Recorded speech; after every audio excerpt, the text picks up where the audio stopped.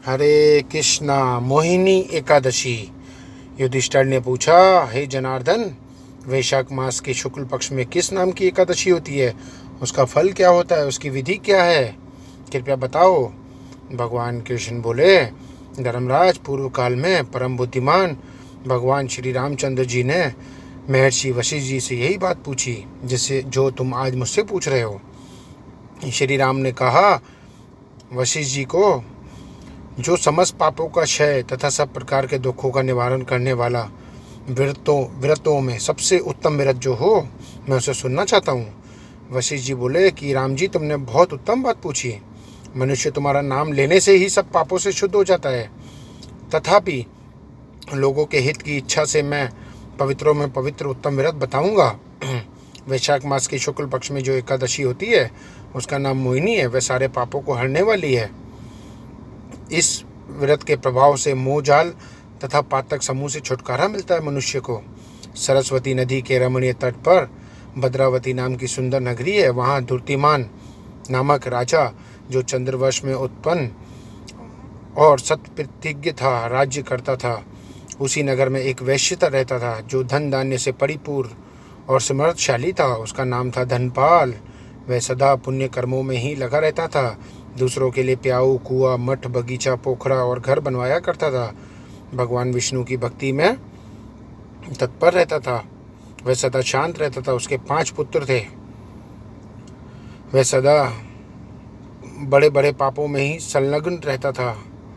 दृष्ट बुद्धि, जो उसका पांचवा पुत्र था, वह बड़े बड़े पापों में संलग्न रहता था। जुआ, दुर्व्यसनों आदि में उसकी आसक्ति थी। वह वेश्याओं से मिलने के लिए लालयित रहता था। उसकी बुद्धि न तो देवताओं के पूजन में लगती थी, न पितरों तथा ब्राह्मणों के सत्कार में। वह दुष्टात्मा अन्याय के मार्ग पर चलकर पिता का धन बर्बाद करता था। एक दिन वह वेश्या के गले में बाढ़ डालकर चौराहे पर घूमता हुआ दिखाई दिया। तब पिता ने उसे घर से निकाल दिया तथा बंधु बांधवों ने भी उसका परित्याग कर दिया। अब वह दिन रात दुख तथा शोक में डूबा तथा कष्ट पर कष्ट उठाता हुआ इधर उधर भटकने लगा। एक दिन किसी पुण्य के उदय होने से वह महर्षि कौंडिन्य के आश्रम पहुंचा। वैशाख का महीना था।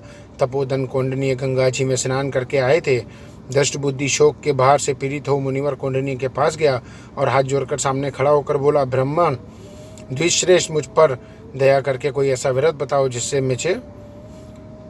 पुण्य से मुझे मुक्ति मिले। कौंडिन्य बोले, वैशाख के शुक्ल पक्ष में मोहिनी नाम की प्रसिद्ध एकादशी है। उसका उपवास करने से प्राणियों के जन्म जन्मों के मेरु पर्वत जैसे महापाप भी नष्ट हो जाते हैं। वशिष्ठ जी कहते हैं, श्री रामचंद्र जी, मुनि का यह वचन सुनकर दृष्ट बुद्धि का चित्त प्रसन्न हो गया। उसने कौंडिन्य के उपदेश से विधि पूर्वक मोहिनी एकादशी का व्रत किया। हे नरपश्रेष्ठ, इस व्रत के दौरान से वह निष्पाप हो गया और दिव्य देह धारण कर गरुड़ पर आरूढ़ हो सब प्रकार के उपद्रवों से रहित श्री विष्णु धाम को चला गया। इस प्रकार यह मोहिनी एकादशी का व्रत बहुत उत्तम है। इसे पढ़ने, सुनने और दूसरों को सुनाने से सहस्त्र गोदान का फल मिलता है। तो आपने देखा इस कथा के अंदर कितना कुछ है इस मोहिनी एकादशी को, कि हमारे मेरु पर्वत यानी जो सबसे बड़ा पर्वत है, उसके भी मेरु पर्वत जैसे पाप भी नष्ट हो जाते हैं ये एकादशी का व्रत रखने से, है ना। और दूसरा क्या बताया कि हे राम जी, वशिष्ठ जी बोल रहे हैं। वशिष्ठ कौन है? राम जी के गुरु, राम भगवान के गुरु वशिष्ठ जी। वो खुद बोल रहे हैं कि हे राम जी, तुम्हारा नाम लेने से आदमी की मुक्ति हो जाती है, तुम्हारा नाम लेने मात्र से। तो श्री राम का नाम कितना कि बताया कि जो समस्त पापों का क्षय तथा सब प्रकार के दुखों का निवारण करने वाला है। यानी भगवान का नाम इतना पवित्र है जो सारे पापों से शुद्धि हो जाती है। तो हमें भगवान के नाम का जप करना चाहिए मोहिनी एकादशी वाले दिन ज़्यादा से ज़्यादा, और इस एकादशी का व्रत रखना चाहिए। तो कोशिश करो किसी भी कीमत पर इस एकादशी का उपवास जरूर करो।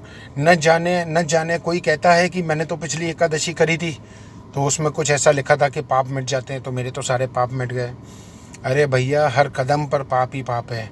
जब आप चल रहे हो तो आपके पैरों से न जाने कितने कीड़े मकोड़े मर रहे हैं, तो वो भी पाप है, वो भी भुगतना पड़ेगा।